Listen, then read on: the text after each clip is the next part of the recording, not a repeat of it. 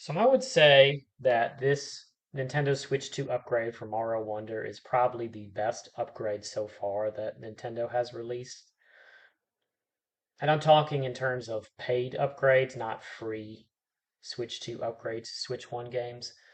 But as far as like in terms of content and price, this has the best value to me. And I'll go into it through this review and my impressions of it so you'll understand where I'm coming from. So this is Meetup in Bellabel Park. And a lot of people, when they had saw this, they thought that the focus would mainly be on multiplayer, which it is, but there is single player content as well.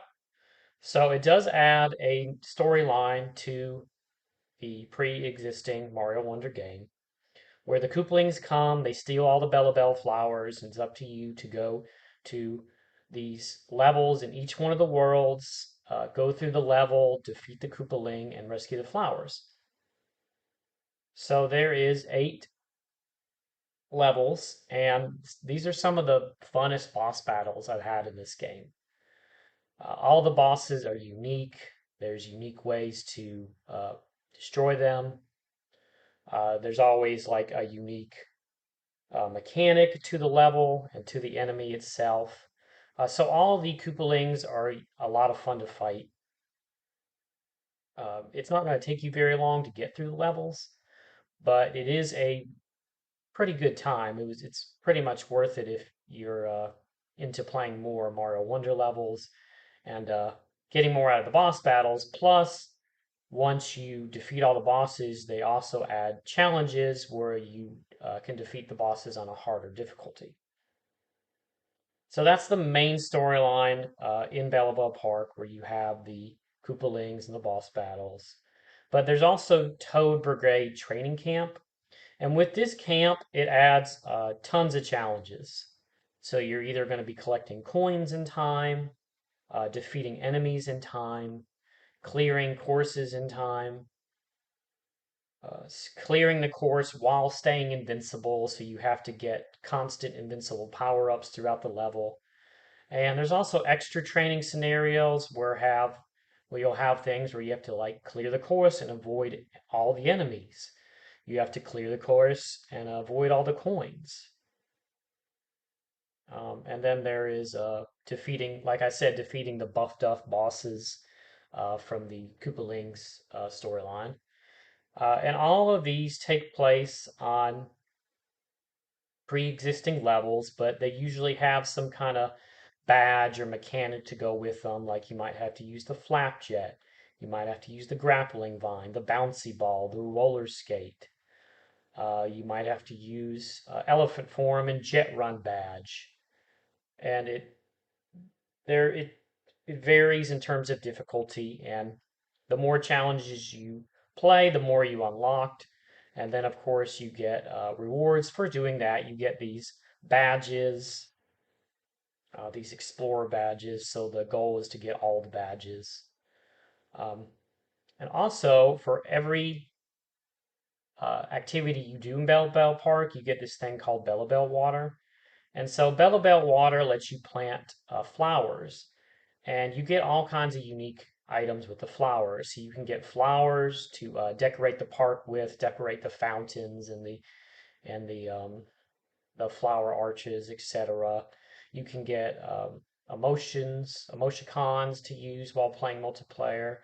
You can get like instruments to unlock this band.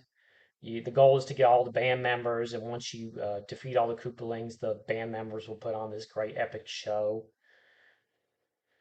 And I really do enjoy like collecting all the flowers, decorating the park, trying to get all the unique flower combinations to unlock all the different decorations. You're also going to unlock these brigade board posts where you get to view the storyline of one of the Toad Brigade members on his search uh, to find the Koopalings. So you unlock that. You also unlock lore of Bellabel Park.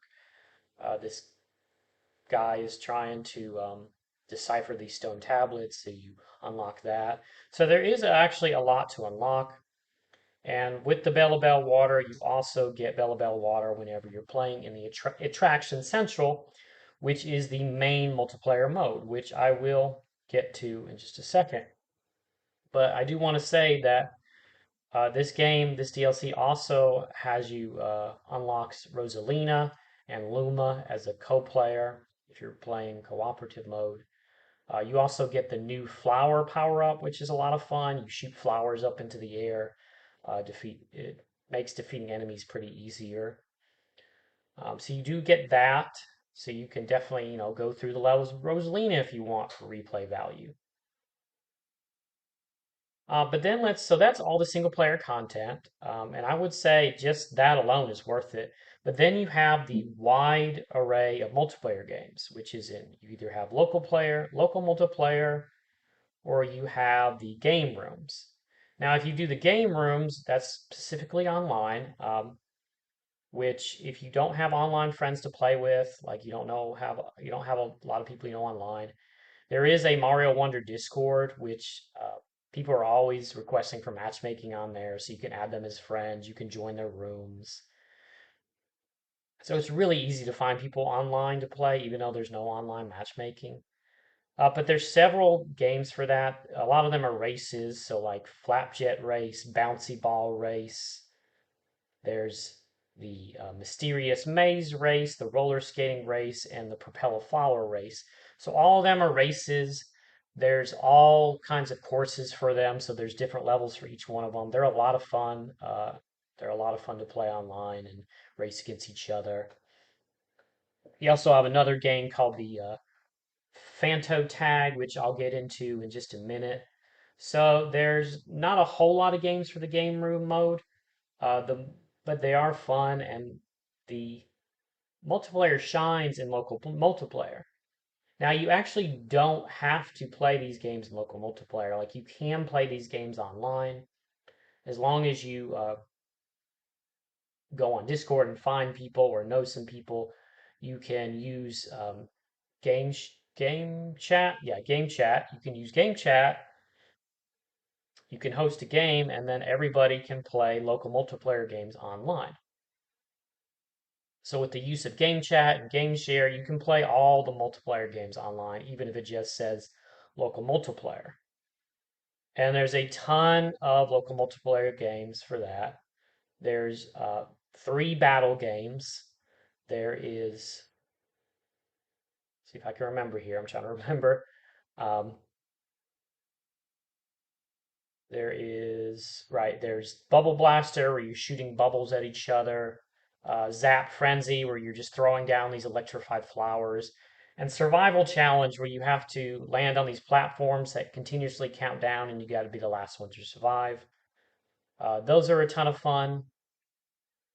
Now, if there is lag online, that can bring the experience down. It can make a lot of these games unfair. Uh, So really, they are meant to be played more in local multiplayer, but if you can get a good connection or you're, kind of experimenting around, you still can play online, which is a lot of fun. There's also these collecting coin games. There's like Boo's Coin Spree, where you're trying to collect coins, but you got to watch out for Boo in the background, who will shock you. Tip Tap's Coin Spree, who's this drumming flower who's constantly dropping coins. Sparkling Coin Spree, where there's just tons of coins everywhere and balloons. So you got to be the first one to get all the coins. And these are just the competitive games. There also is co-op. But the rest of the competitive games is 2 Yoshi games where you're gobbling up all the enemies with Yoshi. You have Baby Yoshi's feeding time where you're running around with Baby Yoshi trying to feed him, get him to be the biggest. You have the Shuffle Arena where you got to defeat more enemies than the others. Then there's also Run, Hide, Fanto Tag, which is a lot of fun. So one person is a hider, and they change into they change into like either the talking flower, they change into a coin, just something that usually doesn't move. But what you do is you hide, and you can move if you want to, and the other player tries to tag you. And that's a lot of fun. There's different levels for that. every one of these games has different courses and level of difficulty for each one of them. So there's a lot of content to it. Then there's the co-op attractions, which you have like Donut Block Maker, which is one person is putting down donut blocks while the other person is trying to navigate the course. You have Bomb Bomb Relay, where everybody's running with a giant bomb bomb, and the bomb bomb will say a particular player, and you have to throw that bomb bomb to that player and try to get to the end. Fly Free Captain Toad is where one person's controlling Captain Toad as the runner, and the other person is controlling the little bird on top of his head, which is the jumper. So that's pretty unique because you have to cooperate with someone jumping and the other person running. There's the jump challenge, which has two attractions where you're constantly having to jump, whether that's jumping at three, two, one, jump, or you're jumping constantly on that puffy cloud so it doesn't go down while you're trying to avoid enemies. There is different levels of difficulty for that. Now, that if you play that online, the lag does, if you have lag, that does make that game pretty hard. But again, there's ways to work around that. Then you also have the coin and jump attractions where you have to make sure that you are jumping a certain amount of times or collecting a certain amount of coins before the course ends. Like you can only jump like 30 times and then you have to beat the course. You can only collect like 20 coins or so and beat the course.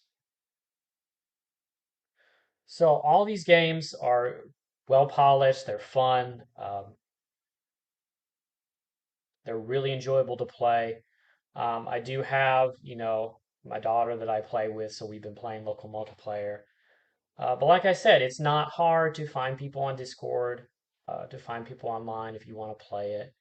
They also have the attraction tour, which is Wiggler takes you through like 5 random attractions, and you collect points, and whoever has the most points at the end wins. So you do also have that, in addition to just picking a game. So, I put a lot of time into the single player mode. I played a lot of games online and local multiplayer. And yeah, I would definitely say this game is worth the $20. Like I still have challenges to complete. I'm still definitely going to go online and play games local multiplayer. There's still flowers I need to unlock to decorate the park and, more Bellabel water to collect. Um, and like I said too, you have Rosalina. So if I want to go and play Rosalina in some of the Mario Wonder levels that I didn't beat or some of the pre-existing ones, I can do that too. Um, and oh, I also forgot to mention, you also can unlock new badges. So you can get these unique dual badges where you might get a badge that gains the abilities of both the Auto Super Mushroom and the Add Explanation Block badges. Or you might get the badge where you get both the floating high jump and the crouching high jump, or both the parachute cap and the boosting spin jump, or both spring feet and invisibility. So you can unlock badges as well, new dual badges to use in the game. So that also brings about new ways to play the levels. Yeah, so all in all, this game, this update offers a whole lot of content for the price. I'd say it's definitely worth the $20. And if you don't have Mario Wonder, I would definitely get this. And you have a Switch too, I would definitely get this edition. It's a great game. Having a lot of fun with it. I love Mario. Yeah, I don't really have any really negatives to say about it. Um, I'm sure people would have liked online matchmaking, but it is what it is. There's ways to work around it. It's Nintendo, you know. But anyway, just wanted to make a quick short video on that.